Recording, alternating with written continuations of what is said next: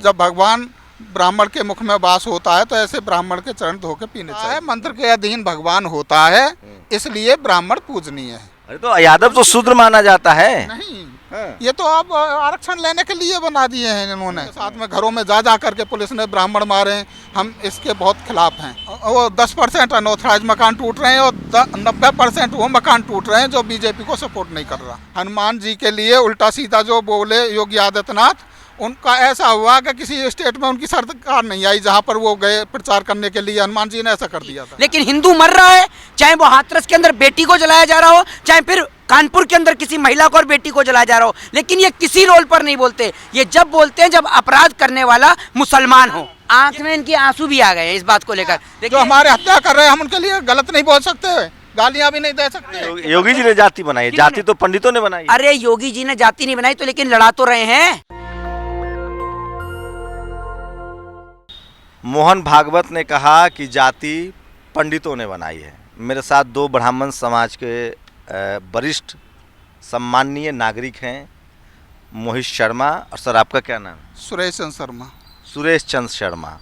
सुरेश चंद्र शर्मा जी, लोग कह रहे हैं कि तुलसीदास ने जो लिखा है चौपाई, वो जातिवादी चौपाई है। ये जातिवादी चौपाई नहीं है, इसका समझने का उनकी बुद्धि गलत है। रामायण में एक भी चौपाई गलत नहीं है।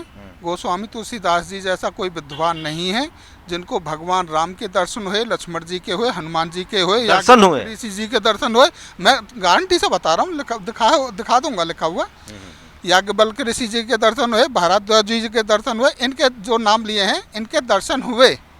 और शंकर पार्वती के दर्शन कब लिखा गया है रामचरितमानस? ये तुलसीदास का रामचरितमानस कब लिखा गया है? 1631 में लिखा है। कौन था राजा उस समय भारत में? संवत 1631 करऊं खता हरिधर पद सीसा। 1631 में लिखना प्रारंभ किया और 2 साल 6 महीने 26 दिन में रामचरितमानस पूरी हुई। कब? तो उस समय राजा कौन था? 1635 में ये पूरा हुआ है। भारत में राजा कौन थे उस समय? उस समय राजा की बात नहीं है पता मुझे, कौन राजा थे, राजा का नाम नहीं लिखा है इसमें, कौन राजा थे वहाँ पे। उन्होंने लिखा है कि मांग के खइबो मस्जिदों में सोइबो। वो कह रहे हैं कि मांग के खाऊंगा और मस्जिद में सोऊंगा। इस पर क्या राय है आप? मस्जिद में तो नहीं सोए कभी। काशी विश्वनाथ जी के मंदिर में ही उन्होंने रामचरितमानस लिखी थी, मस्जिद में तो गए नहीं। अच्छा, उसी दौर में लोग कह रहे हैं कि बाबरी मस्जिद बन रहा था, उन्होंने कहीं चर्चा नहीं किया बाबरी मस्जिद की। बाबरी मस्जिद उस समय पर नहीं थी। जो बाबरी मस्जिद का नाम चला रहे हैं ये लोग, तो वहाँ पर बाबर का घर था। और जो ये बड़े लोग होते हैं, शासक होते हैं, ये मंदिरों में, मस्जिदों में और वहाँ नहीं जाते पूजा पाठ करने के लिए। तो वो नमाज पढ़ने मस्जिद में नहीं जाता था, अपने घर में नमाज पढ़ता था। तो वहाँ पर उसने नमाज अपने घर में पढ़ी। वो नहीं, अगर उसने भगवान राम का मंदिर तोड़ा, वहाँ पर मस्जिद बन गई। भगवान राम का बैठ के भजन करने लगो तो यहाँ मंदिर बन जाएगा। ये तो भगवान राम का मंदिर तोड़ा गया ना, तब मस्जिद बनी। मंदिर तोड़कर तो बताइए, इतने बड़े भक्त थे, राम भक्त थे तुलसी दुबे, उन्होंने इसका जिक्र क्यों नहीं किया रामचरितमानस में? उस समय बाबरी मस्जिद का कोई वो नहीं था यहाँ पे। अच्छा, मंदिर था उस समय? मंदिर था उस समय, बाद में ये बनाया है। आपको पता है बाबरी मस्जिद कब बनी है? बाबरी मस्जिद वहाँ थी ही नहीं। अच्छा, वहाँ कभी नमाज ही नहीं पढ़ी। वहाँ मंदिर को तोड़ करके इन्होंने अपना घर बनाया। बताइए आप, ये रामचरितमानस हिंदुओं के लिए है किताब या ब्राह्मणों के लिए? ये सभी के लिए है।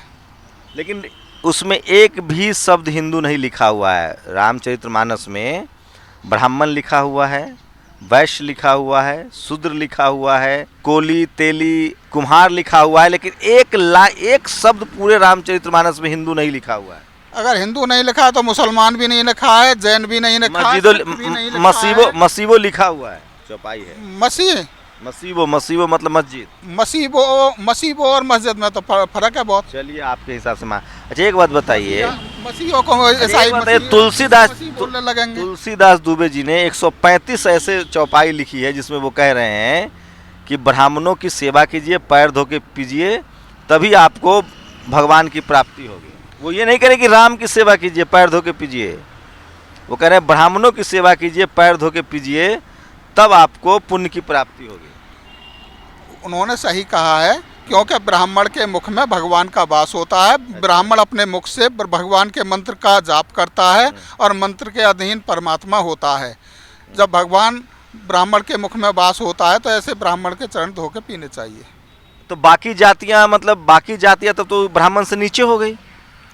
अगर ब्राह्मण ही के मुख में वास होता है भगवान का, तो बाकी जातियों के में भगवान नहीं आ सकते हैं। कभी आपने देखा है कि वो कोई आदमी ब्राह्मण से तो जाप कराएगा क्या जी? इतने क्यों, मतलब यही तो पूछ रहा है, क्यों ब्राह्मण जाप करो, ब्राह्मण का ही तो आप मानते हैं? तो दूसरे जाति के आदमी से तो नहीं कहेगा। वही तो तो पूछ रहा दूसरे जाति के लोग मंत्र का जाप करते नहीं है तो उनके मुख में भगवान का क्या वास कैसे होगा? ये हिंदुओं को आप कहना चाह रहे हैं कि भगवान तभी मिलेंगे जब ब्राह्मणों का पैर धोगे, दूसरा कोई माध्यम नहीं है। सीधे भगवान दूसरे को नहीं मिलेंगे, सिर्फ ब्राह्मण समाज को ही मिलेंगे। ब्राह्मणों ने भी भगवान की स्तुतियां की हैं। अत्रि ऋषि ब्राह्मण थे, अत्रि ऋषि जी के अरे भगवान राम से पैर, भगवान राम की स्तुति करी है। भगवान राम को भी पैर धोना पड़ रहा है ब्राह्मणों का, तो भगवान से ऊपर ब्राह्मण हुए ना, मानिए इस बात को।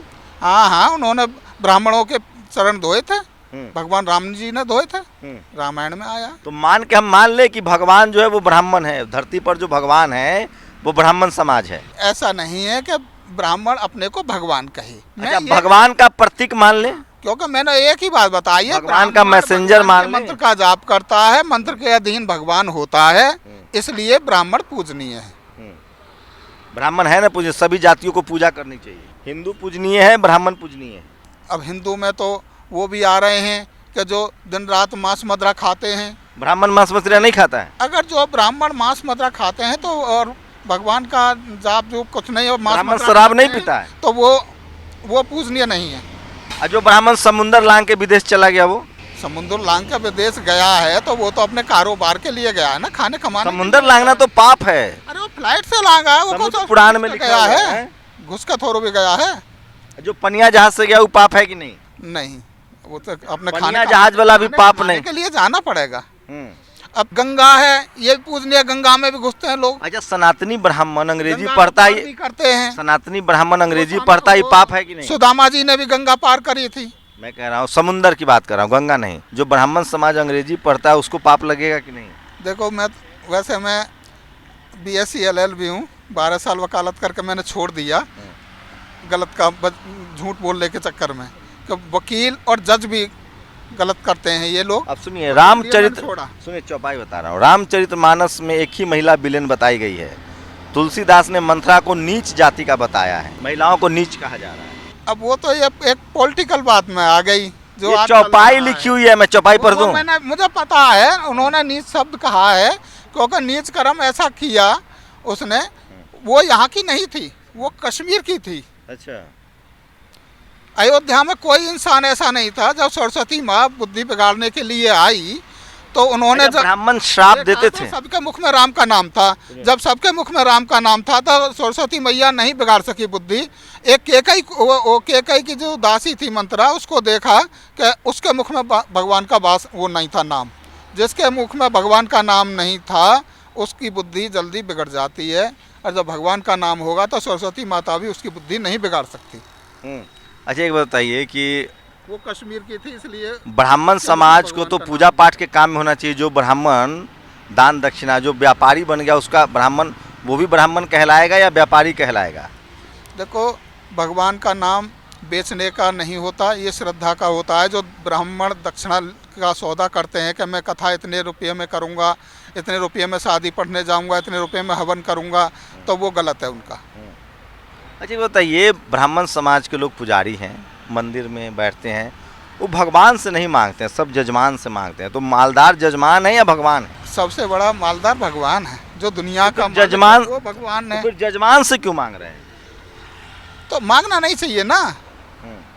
अरे सुदामा जी ने तो भगवान से भी नहीं मांगा, उनकी पत्नी सुशीला ने मांगने के लिए भेजा। और जब कृष्ण भगवान मानते हैं कि कृष्ण भगवान ने पैर रोकते रहे कि ये कुछ मांगे, लेकिन जब नहीं मांगा। भगवान कृष्ण और सुदामा में सबसे भगवान कौन हुए? वो तो एक उनका मित्र का नाता था, बाकी उन्होंने मांगा। मित्र का नाता था तो सुदामा भी तो पैर धो के पी सकते थे कृष्ण का। कृष्ण ने ही क्यों पैर धो के पिया? क्योंकि वो नीच जात के थे। कृष्ण भगवान नीच जात के कहाँ थे? यादव थे। अरे तो यादव तो शूद्र माना जाता है। नहीं, ये तो अब आरक्षण लेने के लिए बना दिए हैं इन्होंने कि हम ओबीसी में आते हैं, उसमें आते हैं। जाट संविधान से सहमत नहीं है? और संविधान में तो पहले ये ओबीसी नहीं था। संविधान से सहमत अभी हैं। वाला अभी जो संविधान से सहमत है, लेकिन संविधान के ऊपर सरकार चल नहीं रही है। नहीं, संविधान में जो आरक्षण का प्रावधान है उससे सहमत है कि नहीं? अगर ये कहते हैं कि जाति खत्म हो जाए तो बिल्कुल सहमत नहीं है उससे। तो आप बताइए, आप आरक्षण बताइए, खत्म कर दो, तमाम धर्म खत्म हो गई। मोहन भागवत कहते हैं ब्राह्मणों ने जाति बनाई, और ब्राह्मणों के पंडितों ने कहा आरक्षण के लिए तो तुम कह रहे हो कि जातिवाद है, और वैसे कहते हो कि नहीं शूद्र और ब्राह्मण सब एक ही जैसे होने। हम अच्छा, आरक्षण एक हो, लेकिन आरक्षण खत्म करो पहले। आरक्षण क्यों बन जाते हो? आरक्षण क्यों बनाया गया? ये पॉलिटिकल कहानी थी उनकी। किनके? अब योगी आदित्यनाथ थे, 2018 में 5 स्टेट में असेंबली के इलेक्शन हुए। राजस्थान के अलवर में गए और वहाँ शूद्रों में जाके कह दिया हनुमान जी तो दलित हैं, वंचित हैं, प्रवासी हैं, कितने उन्होंने अपशब्द बोले हनुमान जी को। आप अभी भी शूद्र मानते हैं आप शर्मा जी? लेकिन हनुमान जी ब्राह्मण है, डंके की चोट पर मैं कहता हूँ हनुमान जी ब्राह्मण हैं। और गौतम ऋषि जो पत्नी अहिल्या थी उनकी पुत्री थी अंजनी, और अंजनी के पुत्र हनुमान जी हैं। हनुमान जी ब्राह्मण हैं और गौतम ऋषि ब्रह्मा जी के पुत्र हैं। तो ये कौन गौतम ऋषि? लेकिन योगी आदित्यनाथ को इतना ज्ञान नहीं है, या तो कि जो शूद्र बता दिया, दलित बता दिया हनुमान जी को। और वो तो उन्होंने तो ब्राह्मणों के खिलाफ काम किया ही है। 2020 में जुलाई के महीने में काफ़ी ब्राह्मणों को पुलिस की गोली से मरवा दिया। विकास दुबे के साथ में घरों में जा करके पुलिस ने ब्राह्मण मारे हैं। हम इसके बहुत खिलाफ हैं। योगी जी मरवा यादव होते, जाट होते, ठाकुर होते, उनको मरवा देते। 4 ठाकुर के लड़कों ने हाथरस में दलित लड़की के साथ बलात्कार किया है और मार करके उसको पेड़ पर टांग दिया गया। उनकी FIR तक नहीं होने दी उन्होंने। वो तो जब मीडिया में हाईलाइट मामला हुआ, इधर उधर के कुछ नेताओं ने अच्छा एक बताइए, FIR भी नहीं हो रहे, वहाँ के DM ने उसको। रामचरितमानस पर एक सवाल लीजिए। रामचरितमानस में तुलसी ने जातियों ऊंच नीच का जिक्र कम से कम 400 बार किया है, पर उन्होंने एक बार भी हिंदू शब्द नहीं लिखा है। पूरे रामचरितमानस में हिंदू शब्द नहीं है। वहाँ रामचरितमानस में किसी भी धर्म का नाम नहीं है, धर्म का नाम नहीं है। ऊंच नीच की बात है। जो श्रेष्ठ कर्म करता है वो ऊंचा है, जो नीच कर्म करता है उसे नीचा कहा। तो आप कैसे ऊंचे ब्राह्मण हो गए? आप कैसे ब्राह्मण हो गए? आप क्या काम करते हैं? देखो जी, मैं अपनी बताता हूँ। कोई मेडिकल करा ले, इतनी उम्र हो गई, आज तक बीड़ी, सिगरेट, गुटखा, तम्बाकू कुछ नहीं यूज किया है। वकालत पर ठोकर मार दी, झूठ सच का काम क्या पेट पालने के लिए क्या का काम करते? पेट पालने के लिए क्या करते हैं? मेरे पास में खेती-बाड़ी बहुत है घर पे। ब्राह्मणों का काम क्या था? मतलब खेती पूजा पाठ का काम है, तो खेती-बाड़ी को तो तभी तो आप ब्राह्मण होते ना। पूजा मैं आपको ब्राह्मण वाला काम छोड़ दिए। पूछ रहे हैं, हर बात का जवाब मैं दे रहा हूँ, तो ग्रंथों का ज्ञान तो है ब्राह्मण के। लेकिन आपका काम क्या? आप तो काम कर रहे हैं शूद्रों वाला। खेती तो शूद्रों, सेवा तो खेती तो शूद्रों का काम था। अपना दादा लाई जो प्रॉपर्टी है उसको काम फेंक दें फिर। तो ऋषि मुनि ब्राह्मणों का काम क्या था शास्त्रों के हिसाब से? मेहनत करके खा रहे हैं। दूसरा, मैं कथावाचक भी हूँ, कथा भी करता हूँ, ब्राह्मण सभा का राष्ट्रीय अध्यक्ष भी हूँ। हाँ, अच्छा एक सवाल और अंत में, ये जो यूपी में जो अभी 2 ब्राह्मण समाज की महिलाएं जल गईं, ये श्राप देने की शक्ति खत्म हो गई क्या? ब्राह्मण समाज विरोध तो कर रहा है, कह रहा है केस दर्ज कीजिए, संविधान के हिसाब से फैसले होंगे, तो श्राप तो अब दे दीजिए। कलयुग में खत्म हो गया। योगी आदित्यनाथ ऐसे आदमी हैं, वो 10% अनऑथराइज मकान टूट रहे हैं और 90% वो मकान टूट रहे हैं जो बीजेपी को सपोर्ट नहीं कर रहा। कानपुर में ब्राह्मण बहुत ज़्यादा खिलाफ, पर वो कानपुर की ही रहने वाली हैं दोनों महिलाएं। दीक्षित हैं, दीक्षित टाइटल है। ब्राह्मणों पर अत्याचार मतलब भगवान पर अत्याचार। हाँ, तो भगवान का उनके घरों में उनका पति भी बचाने में वो झुलस गया। तो वो इसका कैसे ब्राह्मण समाज अब क्या करे? हो रहा है ब्राह्मणों पे। जो ब्राह्मण बीजेपी में MLA, MP, मंत्री, मुख्यमंत्री कुछ भी होगा बीजेपी के अंदर, ये पदाधिकारी है, वो ब्राह्मण नहीं समझते हम उनको। जो ब्राह्मणों पे हमला कर रही है आए दिन, और वो अपने भाई का अत्याचार देख रहे हैं और उस पार्टी को सपोर्ट कर रहे हैं, वो ब्राह्मण नहीं है जो बीजेपी में MLA, MP बने पड़े या पदाधिकारी। कल तो कल शुक्ला जी थी, वो भी मंत्री हैं, उनके सामने ये सब हुआ है। तो मैं तो पहले ही कह दिया, जो ब्राह्मण बीजेपी में पदाधिकारी है वो ब्राह्मण नहीं मानते हम उनको। तो आप लोग श्राप क्यों नहीं देते? आपके अंदर तो ये क्या कलम युग में श्राप की ताकत खत्म हो गई? ऐसा नहीं है, जो अपने नियम संयम से श्राप अब भी पढ़ते हैं और अभी भी हो रहा है।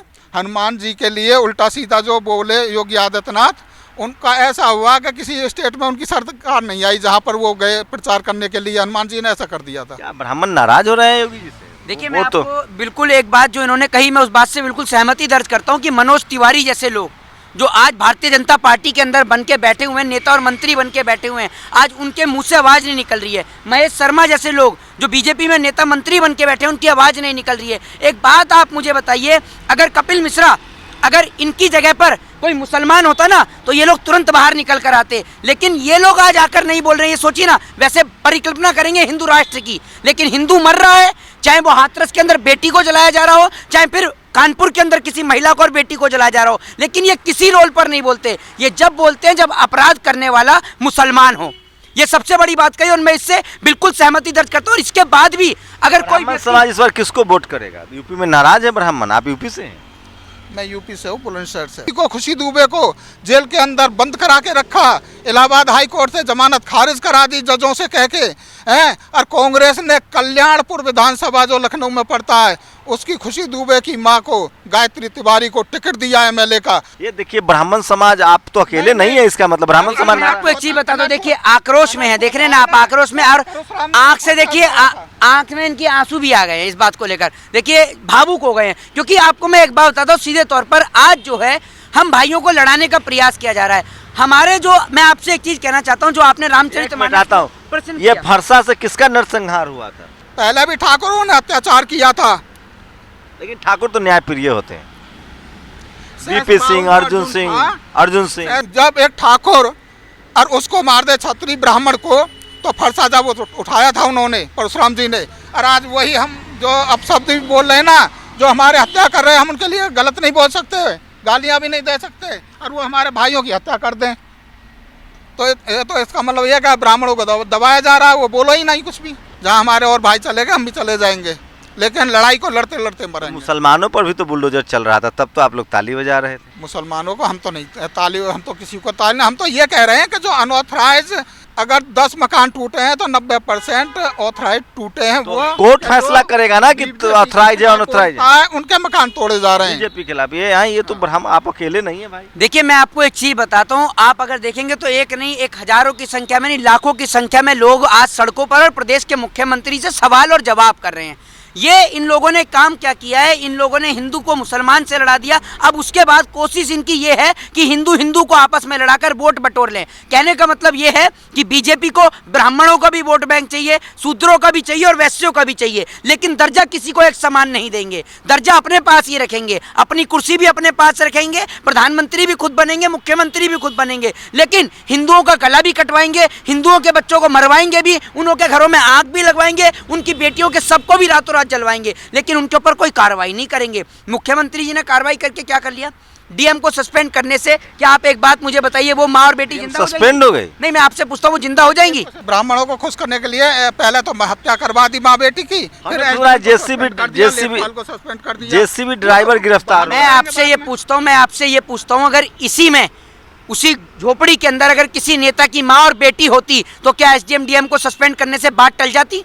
मैं आपसे पूछता हूँ, देश के अंदर प्रदेश में दंगे हो जाते, हाथरस में बेटी को जला दिया गया, तो जो नेता मिलने के लिए आप ही के ब्राह्मण चित्रा त्रिपाठी, अंजना ओम कश्यप, शुभम मिश्रा, ये सब जो पत्रकार हैं, ये ताली बजा रहे थे। अंकल ने अभी एक बात कही कि जो लोग बीजेपी की गुलामी कर रहे हैं, बीजेपी के आगे नतमस्तक हैं, और अभी भी इतना सब कुछ हो जाने के बाद वो, आप ये समझ लीजिए, वो लोग ब्राह्मण नहीं है, वो नकली लोग हैं और ब्राह्मण की बात नहीं करता। हमारे लिए सबसे बड़े गर्व और गौरव की बात है कि हम भारतीय हैं।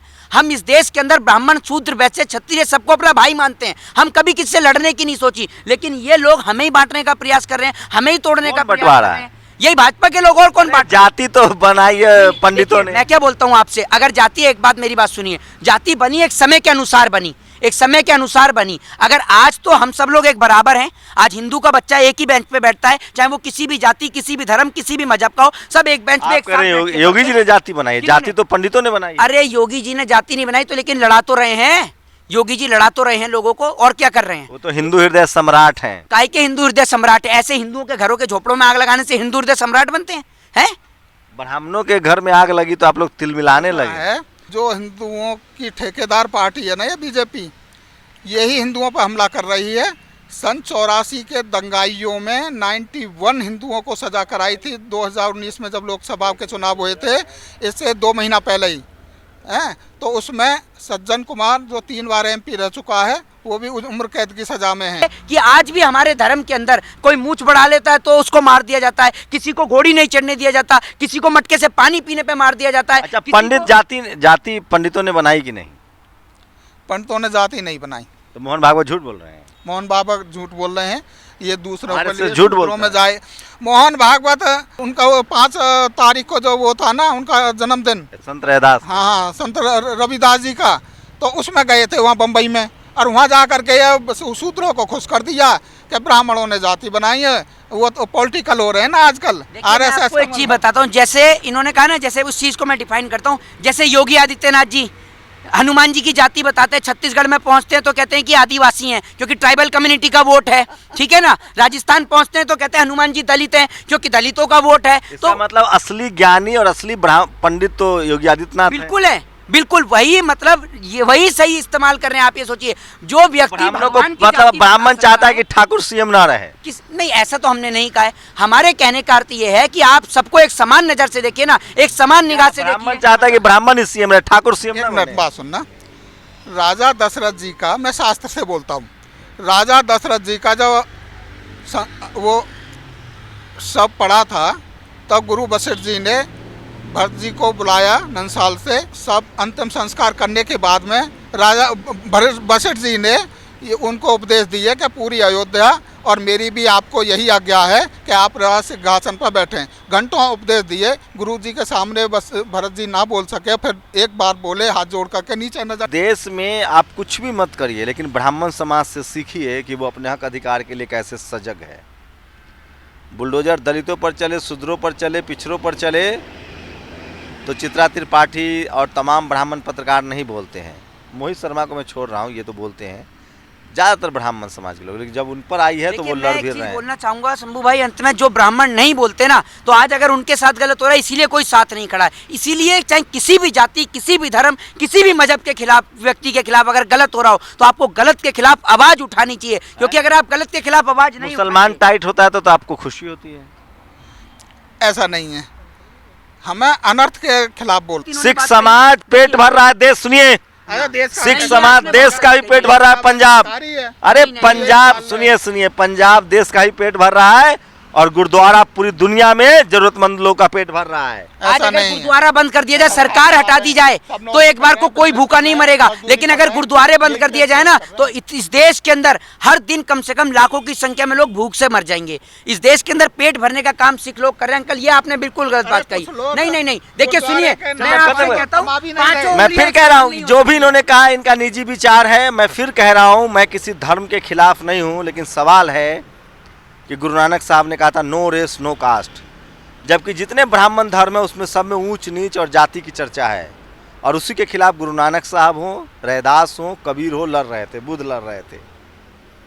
मोहन भागवत ने कहा है कि जाति ब्राह्मणों पंडितों ने बनाई है। आपकी क्या प्रतिक्रिया, अपनी प्रतिक्रिया दीजिए। लेकिन एक बात तो है, इस देश को ब्राह्मणों से सीखना चाहिए कि जब अपने हक अधिकार पर आँच आए तो कैसे लड़ते हैं ये लोग। चित्त भी मेरी, पट भी मेरी। शंभू कुमार सिंह, नेशनल दस्तक, दिल्ली। नेशनल दस्तक की आपसे गुजारिश है कि अगर इसको बचाना चाहते हैं तो नेशनल दस्तक को सब्सक्राइब करने के लिए रेड कलर के सब्सक्राइब बटन को दबाएं, फिर बेल आइकन की घंटी दबाएं। नेशनल दस्तक को बचाने के लिए बहुत जरूरी है कि हर खबर को शेयर करें, लाइक करें, कमेंट जरूर करें।